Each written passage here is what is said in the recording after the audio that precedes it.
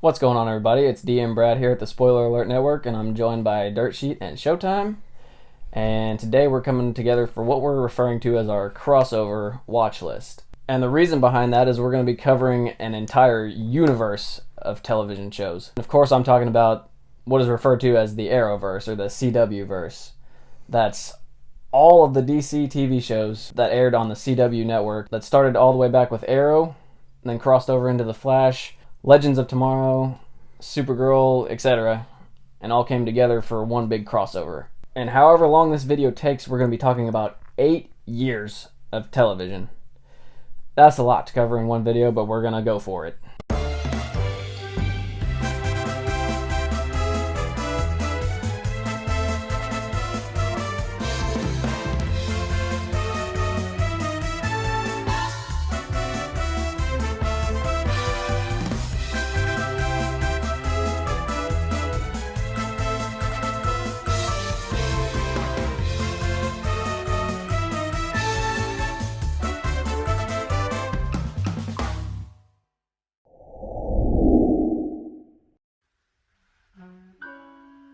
So first we're going to be running through Arrow, which started the entire universe. It sparked the whole idea of a crossover universe. And since this guy is completely done, he knows the most about it, we're going to start off with him.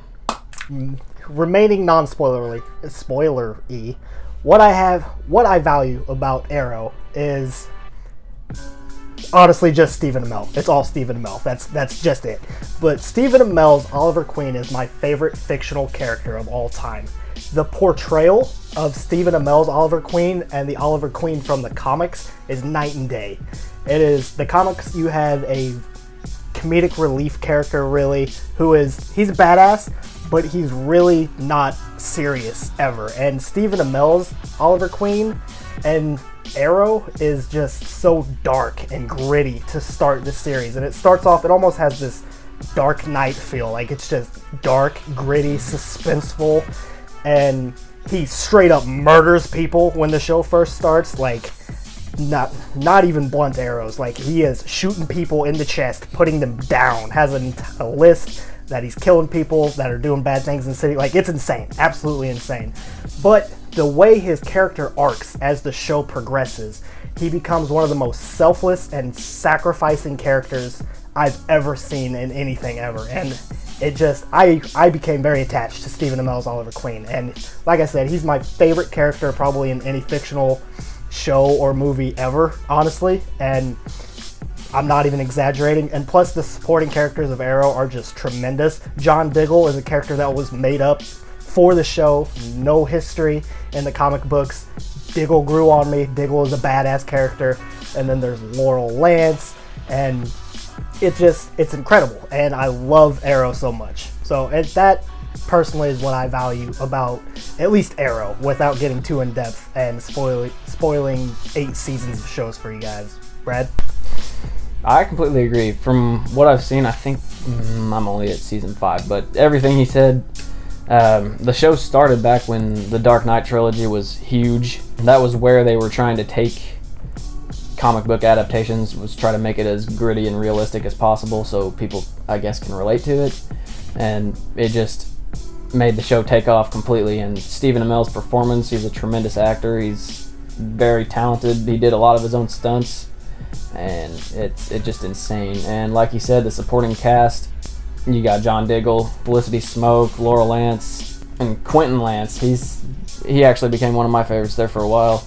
Like you said, they adapted Oliver Queen's story very well, and even though they made the portrayal night and day, and that was largely due to the popularity of gritty, realistic feel at the time, but overall, the show was tremendous, very well made. The production value of Arrow is just tremendous, and it became one of my favorite television shows of all time. Even though it had that very dark, realistic feel, the way they were able to transition into crossovers later on in the seasons, it still worked, even though it started off this realistic thing and then it spiraled into this very science fiction type of universe, and it blew me away. It was amazing.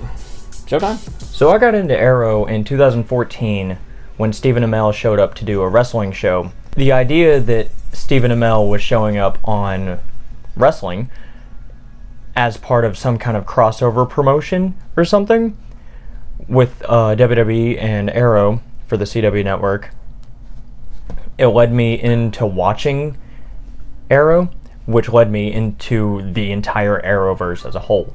The whole Arrowverse as a whole. And from the very beginning, I didn't know anything about any of the characters. I had no idea that John Diggle was invented just for this show. I didn't know anything. The only thing that I really knew was from playing Injustice about the Green Arrow. And that's just that he was a one-liner machine. He just had little quips to make about stuff, and he was comedic, and he was kind of fun. And that is not Oliver Queen in Arrow. He just hates. He just broods. Hate isn't the word for it. He just feels so bad about everything he does. My favorite thing about Arrow has been watching all the villains that he goes up against throughout the series, which we can't talk too much in detail here because of spoilers, but from guys like Slade Wilson, Deathstroke, Malcolm Merlyn, who is just a terrible person. He's just such a good bad guy. He's just got that face. But Damien Dark is the best bad guy Damien Dark I've ever seen. His face, the guy that plays Damien Dark, I don't know his damn name, but he has the villain face. He is a villain. He's got the blonde hair, the blue eyes, the stupid face. I want to punch him. He's just the worst. That's all I got. Let's move on to the next show. Brad? Alright, so the next show, during season 2 of Arrow, they introduced a fan favorite character from the comics, Barry Allen, who, if you know comics or anything about superheroes, you know he eventually becomes the Flash. So introducing him in season 2 of Arrow opened up a massive door for the future of the Arrowverse. So as season 3 of Arrow came out, they also released alongside it the very first season of The Flash and his solo TV show. So we're just moving chronologically down the list of when the shows came out, and we're going to start back with Dirt Sheet on this one. Okay, so Flash for me is when really hit the fan with the Arrowverse, because like we said, when Arrow debuted, it was dark, gritty. There was some comic book moments where it's like, okay, that's a little unbelievable and fictional, but for the most part it was semi-relatable. Like, you could believe somewhat that some of this stuff could happen. And then Barry Allen came around, and it's just like, yep, it's comic books now. Everything, the Speed Force, nothing matters, everything's fake. We can just do whatever because Barry Allen's here. And I love Grant Gustin. Again, just like Stephen Amell, I think Grant Gustin is Barry Allen. Now, the mannerisms, the character traits, the values, everything that you've seen in the comic books, including accidentally up everything ever, is Grant Gustin's Barry Allen. Not to mention, one of my favorite parts of the Flash comics is the fact that there's just a million speedsters all over the place, because that's kind of where I separate DC and Marvel. Is DC has a million speedsters, and Barry Allen caused all of them, because Barry Allen is the Speed Force. Barry Allen's a god, okay? Barry Allen is a god. And there's just a million speedsters all over the show that get introduced as we go further and further into the series, and it's just incredible seeing the challenges that Barry Allen and his team has to overcome constantly. And I think that Flash has probably the best villains, honestly. It's just season after season, it is like world-ending stakes, seemingly. Like, there's a speedster that comes around that is just blows Barry Allen out of the water, and then he has to push his limits and get faster, get better. And it is just, he also has to get over the whole I'm gonna sacrifice myself for the world thing, because that's not always the way to go about it, Barry. Like, every hero in the Arrowverse just wants to die all the time, and I don't understand that. But I don't know, maybe it's like a secret suicide pact or something that they all have. It's hard telling. Anyways, I'm gonna pass the Flash thoughts to Brad. Now, I absolutely agree with everything he said. Starting with Grant Gustin as the Flash, it was tremendous casting. Now, Grant Gustin, his history in acting and showbiz in general, he was a dancer, and he was on Glee. Like, he caught some flack when he was cast, but he nailed it. Like, he just knocked it out of the park. Like he said, with his mannerisms, personality, just everything, he just nailed it. The humor, even. I mean, he's kind of a huge goofball, but then with the witty banter and during fights and all that. It's spot on. As far as the story goes, it's outrageous. It's comic book stuff. It's unbelievable, and every season pretty much has a world-ending thing that he has to go up against. Tremendous villains. Eobard Thawne, the Reverse Flash in season 1, honestly one of the best villains of all time. Zoom season 2, terrifying, and it was great. But I'm gonna try not to get into any of that anymore, but I'm gonna try not to go too much further and spoil a lot of things if you haven't watched any of it yet. But up until more of the shows were released into the Arrowverse, Flash was, maybe still is, my all-time favorite out of the entire universe. So that's all I got. Showtime. I watched all 6 of the shows in the Arrowverse, and The Flash is by far the best. My personal opinion, I guess. Everything about Flash is perfect, really. I mean, they got, like, amazing characters and amazing casting. Iris West is wifey. She always will be. And she's the perfect woman. Sorry, wife. Don't care. Iris West is perfect. So they got Barry Allen, Iris West, Joe West, Cisco Ramon, Caitlin Snow, Harrison Wells, and like 80 other really important people. Like, everybody in the show feels like they matter. There's nobody there that's just taking up a spot. Everybody there has a purpose, and they all serve their purpose really well. And the writers did a great job of making every single character matter. The setting in Central City feels like a place. It feels real.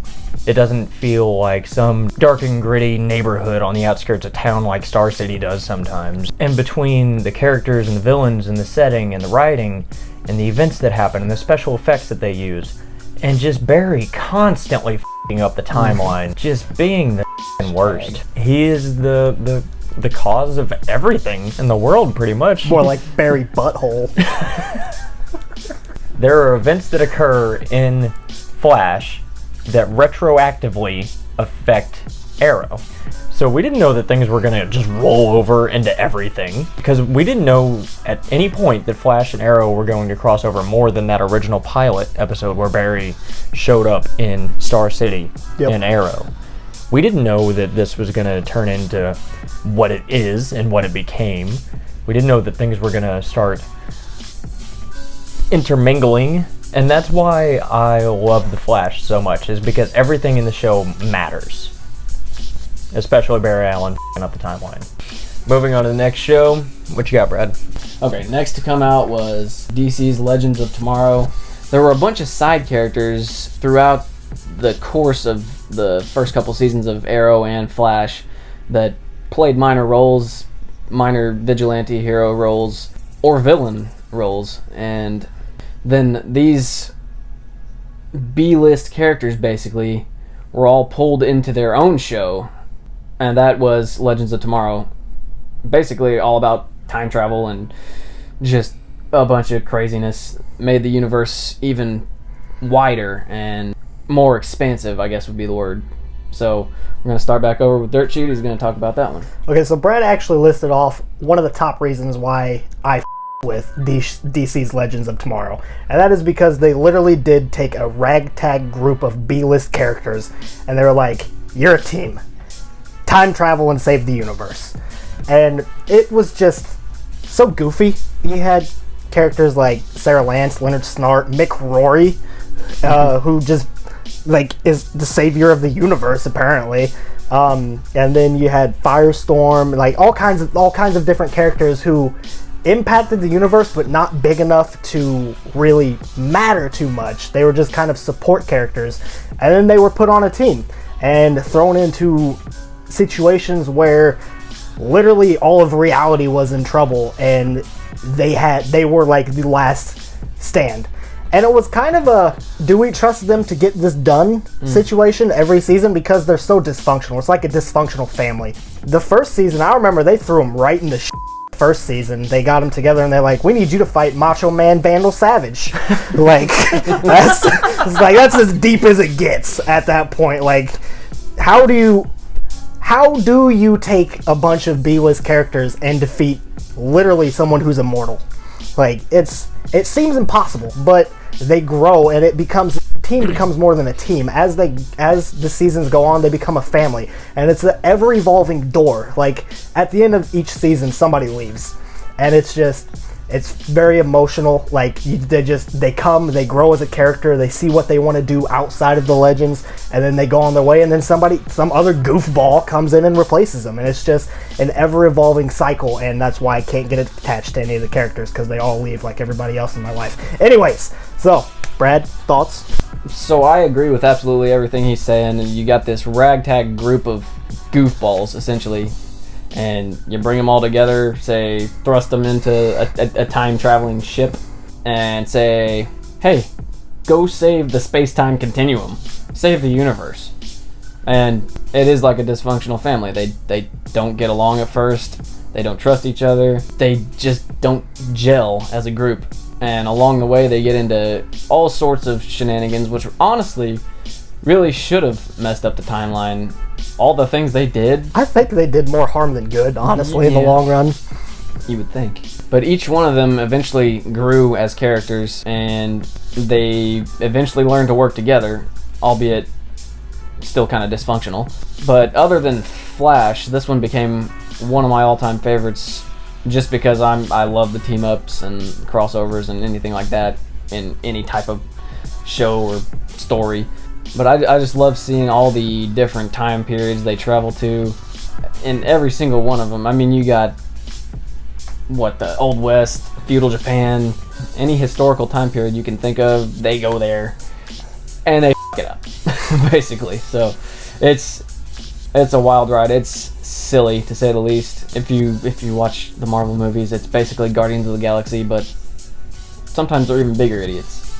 It's like a gang full of Draxes saving the universe. Kind of. But I'm not spending any more time on it. Let's just toss it over to Showtime. From the moment that Legends was invented, it became my favorite until I started to fall in love with Flash. Because Legends was like, hey, we already got this B-list show, because Arrow was not that big of a character. He was nothing compared to like Batman and Superman in DC. Until he was. Yeah, until they made him that with the CW show. So the Green Arrow's like this B-list guy. So they're going to take like a bunch of characters from his show and a bunch of characters from the Flash who don't have a whole lot going on, and they're going to make them Legends. And Rip Hunter, the captain, he's like, hey, we took you out of stuff because you guys are going to be the greatest heroes ever. And then he's like, actually, it's because you have no real effect on history at all. Like a dick. Like a ass. Just, you don't matter, so we're going to send you into the future to make you matter. It's all a big plan to stop his own family from getting massacred in the future. To stop Vandal Savage from being this tyrant, Hitler kind of like guy. Macho Man Vandal Savage. Macho Man Vandal Savage. And it's quirky and it's fun, and I think Legends hits a little bit too much into the humor department. They get goofier as the seasons go, that is for sure. Yeah, they get a little fourth wall breaking even. Yeah. There was one point where they're talking about ratings. They try to play it off like they're talking about ratings from the whatever bureau controls them, but they're talking about ratings on TV. And they like to use the term crossover. They're the only ones that I hear use the term crossover. Yep. When Remember they do the episode with the crossover puppets? Yeah. Yeah. Yeah. Like, at one point, I'd say after probably, like, season 2, it's like, I don't even know what's going on anymore, but it's hilarious, so I'm gonna watch. Yeah, the whole show gets just super... Is corny a good word for it? Definitely. Yeah. I feel like it's the only word. It's a very fun show, but at some point, you gotta go save the universe. Yeah. It's not all about fun, but they find a way to make it work, even though they just f*** up history over and over and over. Like, almost as much as Barry Allen, really. That's what I was going to say, just about. But they just have this ability to fix it somehow. So they might be better than Barry Allen. But they always fix it and mess it up on accident. Yeah. Which they don't have, like, trained time travelers with them. They got Sarah Lance, like you said, Leonard Snart, Mick Rory. These are street criminals. Yeah. So, Pretty much. Leonard Snart and Mick Rory. They're bad guys. Ray Palmer. Who else did they have in season 1? Firestorm, Hawkman, Hawkgirl. So they're just out there living their best life, traveling through time, making dick jokes, and saving the world, and it up. Yep. And I loved it. And then at some point the humor got to be too much for me. I still like it, but I mean, it's not my favorite anymore. Now it's Flash, but I still enjoyed it. So now we're going to move on and talk about Supergirl. Alright, so now we're going to be talking about Supergirl, which actually was originally not a CW show. It wasn't part of the Arrowverse when it came out for its first season. It actually originally aired on CBS, and then I guess CW picked it up along the way for season 2, and then everything crossed over, and you know. But we're going to go ahead and get started on this one. This guy. Okay, so first thing about Supergirl that I love is Kara Danvers. That's wifey. That is highest level of wifey possible. I will always agree with anything Kara Danvers says, even if it involves me sacrificing everything to please her. I'm simping out to Kara Danvers. Now, anyways, about the show was rough in the beginning for me, I'm not gonna lie. The reason comic books and comic book related movies and TV shows appeal to me is because I can go there to get away from everything. It's a fantasy realm where I can go and forget about the problems that are in the real world. And in the first season of Supergirl, they are super preachy with political views. And it's not anything that I disagree with or anything like that, because I don't care about political views, but I don't want them forced on me whenever I go to an outlet to get me away from the world's problems. So I kind of had to gut through a good portion of season 1, but after that it took off and I really got attached to the characters of Kara Danvers, Alex Danvers, John Jones, Lex Luthor, Lena Luthor. They did really good about developing their characters, but it was rough getting off the ground. I didn't think it was a show I was going to watch. It ended up growing on me. If you can grind through the obvious political views that they kind of force on you at times, it's a good show.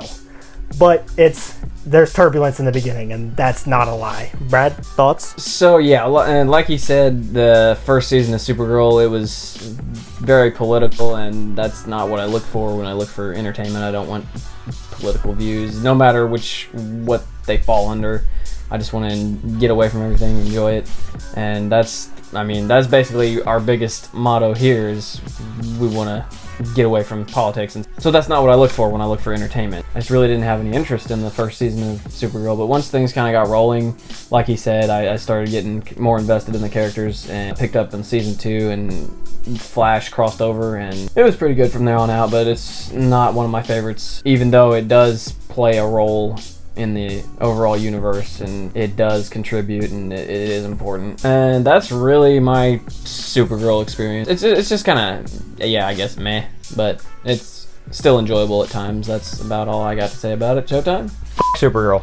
If I may, honorable mention on to why Supergirl's bad is too much about Superman. It's not Superman's show. They play the Superman card in season 1 so much it irritates me. We all know, obviously we all know Superman's going to be involved in the universe, but this show is about Kara Danvers and not Clark. Clark is the anchor for the DC universe. Yes, he's the most marketable hero probably of all time, but this was supposed to be about Kara Danvers, and for a while I felt like it was just Clark Kent's show, and I did not like it. So the next show we're going to be talking about is Black Lightning, and I'm going to be honest, I actually haven't watched this one yet. I don't know if you have you? I know nothing. Hard pass. Huh. I haven't watched any of it. So Black Lightning follows the life of Jefferson Pierce, his wife, Dr. Lynn Stewart, his daughters, Jennifer Pierce, and Anissa Pierce. And throughout the course of the first episode, really, you immediately pick up on what this show is going to be about. It's going to focus on racial issues and being black in America. From the very first scene, you see that Jefferson Pierce is being profiled against racially as he gets pulled over by a police officer for robbing a convenience store that he didn't rob. And he says, what was the description? A black man in a suit driving a Volkswagen as a getaway vehicle? And the police officer doesn't apologize. The police officer just says, have a good night, sir, and walks away. He doesn't say he's sorry. You get the feeling that this isn't the first time this has happened to the Pierces. And he teaches his daughters values and ways to survive in the world being black in assuming America. Because it doesn't say where Freeland is, but the town is Freeland. But you get the feeling that it's in America. The show is very preachy, like Supergirl, but it's not so in your face, down your throat, and the issues feel like they matter, if that makes sense. And it's a very interesting art style in the way that they introduce characters and the way they introduce each episode as like a comic book panel as the episode opens. It's really a great art style, and I love it. Nice. But it has the same dark, gritty look as Arrow, while having some more of the vibrant colors with the meta powers that happen similar to Flash. And I think it's a really good show. It's a shame that you guys haven't watched it yet. It's on another Earth, isn't it? Random question. That is unclear until Crisis. Couldn't remember. There is no mention, there is no indication that anything crosses over between Black Lightning or any of the other shows. No, there's no mention of Oliver Queen. It's just weird because you don't hear about him until Crisis. Yeah. Literally, none of the other characters know who he is. Yeah. So nobody mentions Jefferson Pierce, nobody mentions Black Lightning, nobody mentions Lightning, Thunder, Painkiller, the ASA at all, which the ASA is like this government organization that's controlling... That's too much to say. Nobody mentions Tobias Whale, anybody from the show, and nobody in Black Lightning mentions anybody from anywhere else in the Arrowverse. Yeah. The only people outside of Freeland that they really mention is Martin Luther King. And Barack Obama at one point. And there's just no indication that this show crosses over with any of the other shows until Crisis on Infinite Earths. And then things happen. But you won't know unless you go watch it. Check it out. Exactly. Okay, so Batwoman, the newest entry. I think we heard his opinion on it. Have you seen it yet? It's ass. Like, I don't know her name, but I love the chick Kate Kane. Is that like her real name? Oh, the actress? Ruby Rose. Yeah, Ruby Rose. I love her. She's great. I liked that they cast her as Batwoman, but I didn't like the show. Nothing about the show stuck for me. Nothing was interesting. Nothing grabbed me. Like, it was so lackluster, especially compared to the fundamental way that they built characters for every other show. This one just was so boring. And I hated it. And that's it. Like, nothing stuck for me. There was no real reason for me to like it. I mean, not like it, but there was no real reason for me to be able to get into it at all. So, it's just meh. Brad? Batwoman.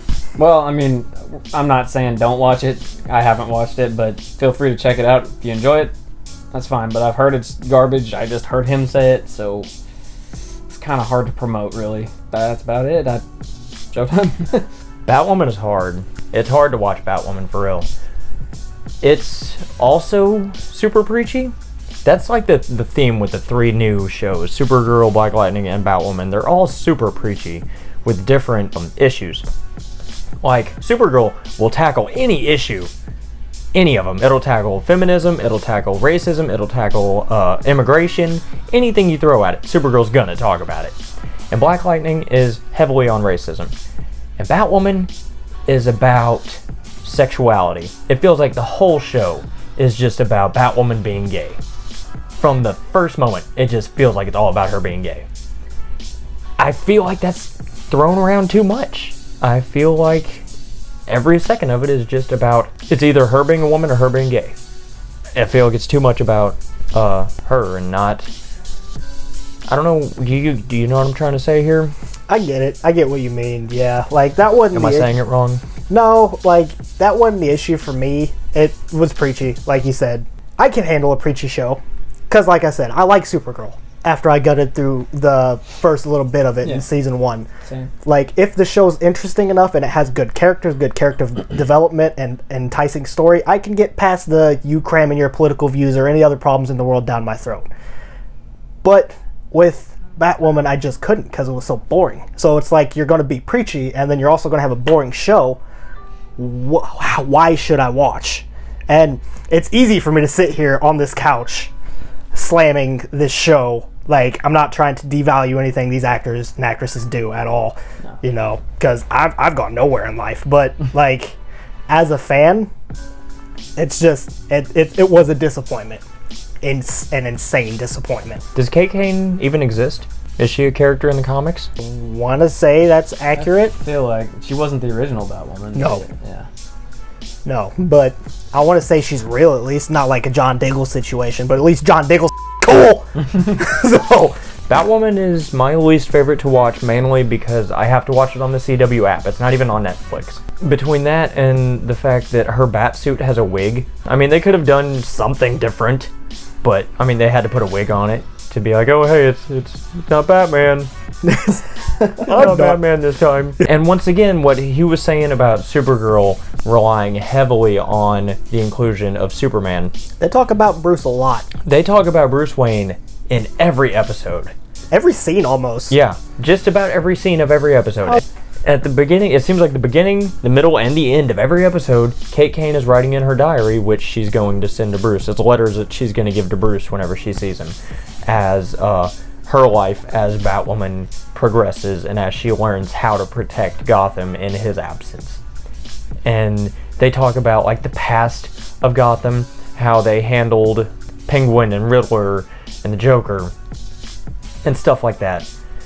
And it just feels like, what's the word? Exposition, where they just wrap up exposition the history. machine, man. It's just so rough. Just Batwoman's hard to watch. I'm still watching it. I'm gonna give it a fair shake, but I'm still watching all the shows. I might give it a literal shake. Stop making me watch this show. Batwoman is my least enjoyed show right now. I Supergirl still, but also fuck Batwoman. For now. I feel sexist for saying it, but it's not that. It's just It's not that. The show's hard to watch. If it didn't tie into the Arrowverse, if it were just its own thing, like Gotham was, I wouldn't watch it. I did watch Gotham because I enjoyed it, but if Batwoman was its own thing, it wouldn't be on my radar. Now, the reason we're taking all your time talking about 8 years of television is because all these shows in this universe all come together for one big main event, basically, and that is Crisis on Infinite Earths. So that's what we're going to get into. I haven't seen it yet, but it is based on one of the most popular comic book stories of all time. So I'm going to let these two, they've seen it, I'm going to let them jump into it and kind of fill you in on what you're in for if you invest the time and the dedication into watching all these shows that lead up to this. So, as Brad said, it is completely worth it. All these years of television and even grinding through the terrible shows to get to Crisis, because Crisis on Infinite Earths is arguably one of the biggest arcs in comic book history. Even if you don't read comics, you've probably heard about the hard rebranding of the DC Comics when Crisis happened. And I never thought, at least by now, we would have that as a real, cinematic, real screen adaptation? Sure. Or whatever. I didn't think we'd see real people doing this. So Live action. Yeah, live action. Yeah, that. Words. Like, the most I ever thought we'd get would maybe be an animated movie or series. I didn't think we'd get live action Crisis on Infinite Earths, and it is so cool. I love it so much. Granted, I didn't watch it on TV. I binged it on Netflix, because it's 2020. Who has cable? That must have been just a huge week, like a huge anxiety-filled, anxious week, waiting for a day to come for the next Crisis, because they're like, you know what? You've watched 7 years of TV. We're just going to throw them all. Every day this week, you're going to get Crisis Hour, Part 1, 7, 9, 2. Everybody dies. It's like Endgame. Oh my god. But no, like the stakes are incredibly high, and it is so incredible that it all led up to this point, and I love it so much. So much. Showtime. We can't talk about anything that happened specifically because Brad's here and Brad's like 10 years behind. But he's crawling his way towards us. Crisis on Infinite Earths was kicked off last year of the Arrowverse during their crossover event, where the Monitor came and talked to the guys and was like, hey, something bad's gonna happen and you gotta be there for it and you gotta be ready. Which leads to this year where starts to happen. And it seems like all of this year of the Arrowverse is preparing for this big thing to happen. So it's like a whole season of this event. And when Dirt Sheet says that the stakes are incredibly high, he couldn't be more right.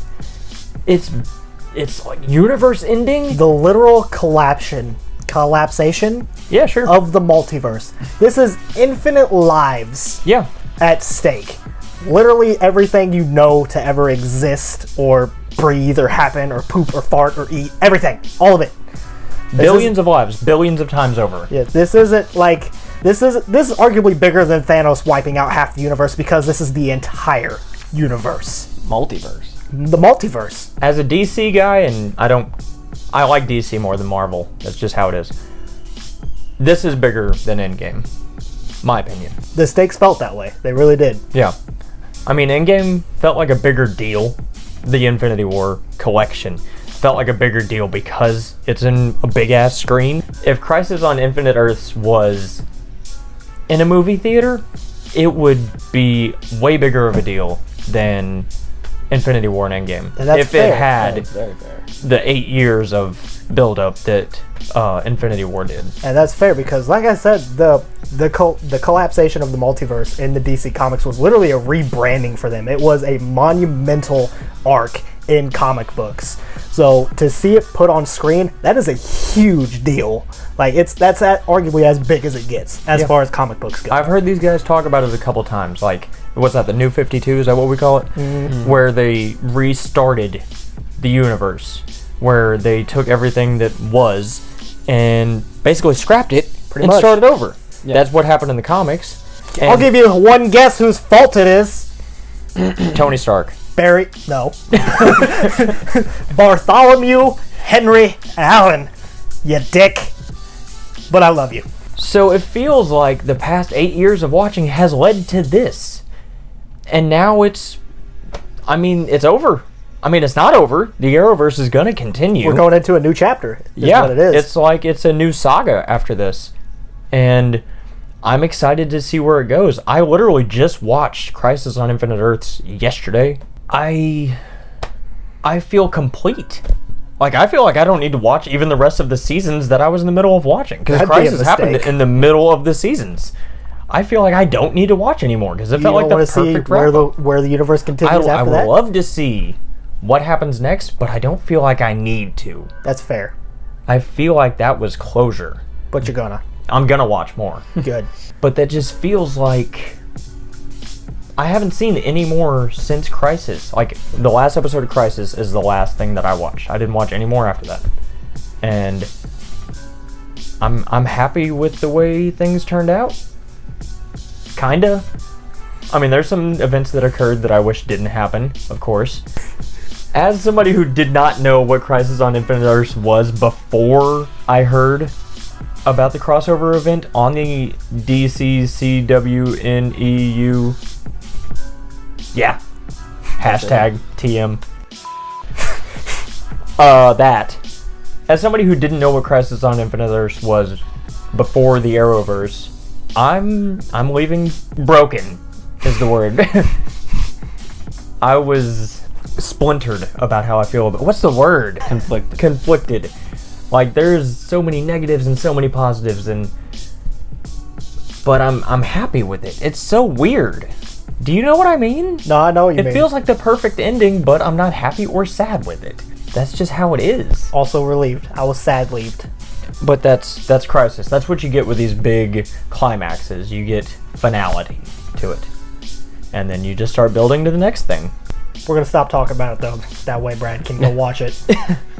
Hopefully he's got like 2 more years of TV before he even gets there, but I'm really hoping that this drummed up the hype for Brad a little bit more. Because he's a bigger comic guy than me. I don't give a shit about comics at all.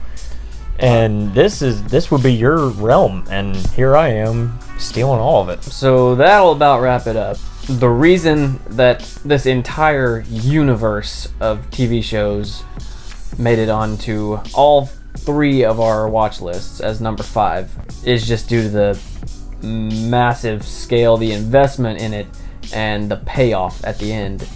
If you're a Marvel fan and you watch through the 10 years of Marvel movies as they came out, and it all built up to this one huge event, one payoff for watching for that long, it's got to be the exact same feeling.